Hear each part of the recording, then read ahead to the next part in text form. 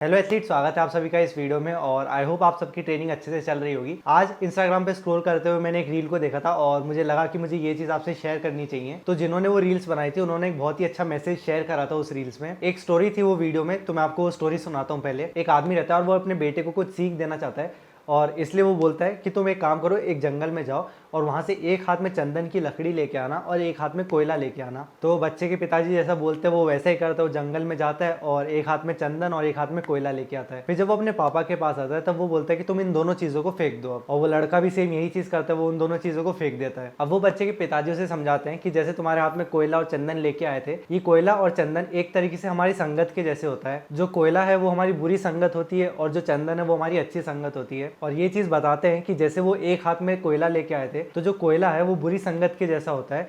जब तक वो हमारे हाथ में तब तक हमें कष्ट तो मिलता ही है, लेकिन जब हम उसे फेंक देते हैं तब भी हमारे हाथ में वो काला निशान रह जाता है। सेम ऐसा ही लोगों के साथ होता है। अगर हम बुरे लोगों के साथ रहते हैं तब हम लोग उस टाइम पे तो बुरे रहते ही हैं, लेकिन जब हम उनकी संगत को छोड़ देते हैं तब भी हमारे अंदर उनकी कुछ बुरी आदतें रहती हैं और वो उतने जल्दी नहीं जाती हैं। और वैसी जो चंदन की लकड़ी थी वो अच्छे लोग होते हैं और जब तक हमारे साथ वो अच्छे लोग रहते हैं तब तक हम अच्छा करते ही हैं। और अगर वो हमें छोड़ के चले जाते हैं तब भी उनकी जो अच्छी आदतें रहती है वो हमारे अंदर रहती हैं। जैसे चंदन की लकड़ी को फेंकने के बाद भी उस लड़के के हाथ से खुशबू आ रही थी। और ये जो लेसन है ये एथलीट्स को काफी ज्यादा हेल्प करेगा एक अच्छा एथलीट बनने में, क्योंकि जो एथलीट्स रहते हैं वो यूजुअली ग्रुप में ट्रेनिंग करते हैं और जो हमारा ग्रुप रहता है वो हमारी संगत रहती है। और जितना ज्यादा अच्छा हमारा ग्रुप रहता है हम लोग उतनी ही ज्यादा चीजें सीखते हैं और हमारा जो करियर है वो काफी हद तक उस चीज पे डिपेंड करता है। जैसे मान लेते हैं कि आप 13 सेकंड में 100 मीटर कंप्लीट करते हो। अब आप एक ऐसे ग्रुप में ट्रेनिंग करने जाते हो जहाँ पे 5-6 लोग हैं और वो सभी के सभी 11 सेकंड से कम में 100 मीटर को कंप्लीट करते हैं। तो जब आप उनके साथ में रहोगे, 1-2 महीने ट्रेनिंग करोगे, तब ऑटोमेटिकली आपकी परफॉर्मेंस बढ़ेगी। क्योंकि जितने अच्छे एथलीट्स के साथ हम लोग ट्रेनिंग करते हैं हमें भी उतना ज्यादा मोटिवेशन मिलता है और काफी सारी चीजें सीखने को मिलती हैं। अब लेकिन जो हमारे ग्रुप की संगत है उसको हम लोग सिर्फ परफॉर्मेंस के बेसिस पे जज नहीं कर सकते हैं। जैसे हम लोग 2 ग्रुप मान सकते हैं। एक ट्रेनिंग का ग्रुप है उसमें 5 लोग हैं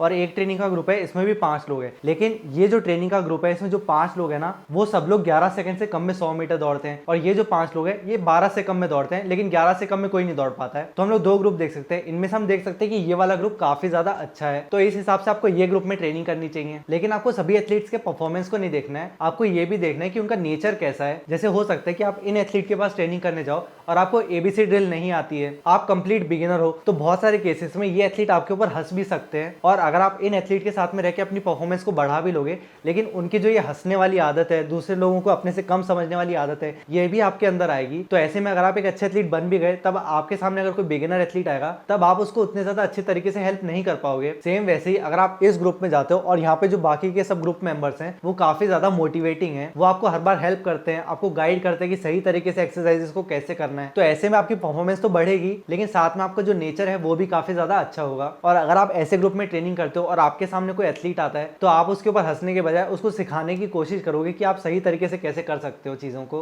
अब बहुत सारी जगहों पे क्या होता है, जो एथलीट्स रहते हैं वो एनाबॉलिक स्टेरॉइड्स का यूज करते हैं और अगर आप एक बार उस ग्रुप में चले जाते हो तो एक ना एक बार वो तो आपको बोलेंगे कि आप भी इस चीज को यूज करो। अब ऐसे में भी जिस तरीके से वो आपको अप्रोच कर रहे हैं वो भी इंपॉर्टेंट रहता है। जैसे 2 ग्रुप है, एक में 5 लोग है, एक में 5 लोग है। दोनों ग्रुप में जो एथलीट्स हैं उन सबकी परफॉर्मेंस बिल्कुल सेम है और जो दोनों ग्रुप है वो भी स्टेरॉइड्स यूज करते हैं। अब हो सकता है कि आप एक ग्रुप में जाओगे और वो आपको बोलेंगे कि आप भी स्टेरॉइड्स यूज करो। उन्होंने आपको सिर्फ बोला कि आपको स्टेरॉइड्स यूज करना चाहिए, उन्होंने बस सजेस्ट किया है कि आप इसको यूज कर लो। लेकिन वहीं पे अगर आप दूसरे ग्रुप में गए और वो आपको फोर्स कर रहे हैं, नहीं आपको करना पड़ेगा, अगर आप इसे यूज नहीं करोगे तो फिर आपकी परफॉर्मेंस बढ़ेगी नहीं, आपको डीमोटिवेट कर रहे हैं कि इसके बिना स्पोर्ट्स नहीं कर सकते, तो इस टाइप का जो ग्रुप है वो ज्यादा खतरनाक है आपके लिए। आपको कोशिश करना है कि आप अच्छे एथलीट्स के साथ में ट्रेनिंग करो जो आपको किसी चीज के लिए फोर्स ना करे, आपको अपने से कम ना समझे और एक तरीके से एक अच्छा इंसान हो। ये चीज मैंने कहीं पे पढ़ी थी कि हम लोग जिन 5 लोगों के पास सबसे ज्यादा टाइम स्पेंड करते हैं हम उन्हीं लोगों का एवरेज होते हैं। जैसे अगर आप 5 ऐसे लोगों के साथ ट्रेनिंग कर रहे हो जो सब 11 सेकंड से कम में दौड़ रहे हैं, तो आप भी 11 सेकंड से कम में दौड़ने लगोगे। अगर आप 5 ऐसे लोगों के साथ में रह रहे हो जो महीने का 1 लाख रुपए कमा रहे हैं, तो धीरे धीरे आप भी महीने का 1 लाख कमाने लगोगे। अगर स्कूल में कोई एक बच्चा है और उसके 5 दोस्त सब सिगरेट पी रहे हैं, तो वो भी धीरे धीरे सिगरेट पीने लगेगा। इसलिए आपको कोशिश करना चाहिए कि आप जितने अच्छे हो सके उतने अच्छे एथलीट्स के साथ में ट्रेनिंग करो। अगर आपने इस चीज पे कभी ध्यान नहीं दिया है तो आज सोच के देखना कि आप किन लोगों के साथ में रहते हो और क्या वो आपको एक अच्छा इंसान, एक अच्छा एथलीट बनने में हेल्प कर रहे हैं। मैंने पहली बार इस टाइप की वीडियो बनाई है, तो अगर आपको ये वीडियो पसंद आई है तो मुझे कमेंट सेक्शन में जरूर बताना और ये भी बताना कि क्या मुझे ऐसी और भी वीडियोस बनानी चाहिए। अब हम अगले वीडियो में मिलेंगे, तब तक के लिए बाय बाय और आपके ट्रेनिंग के लिए ऑल द बेस्ट।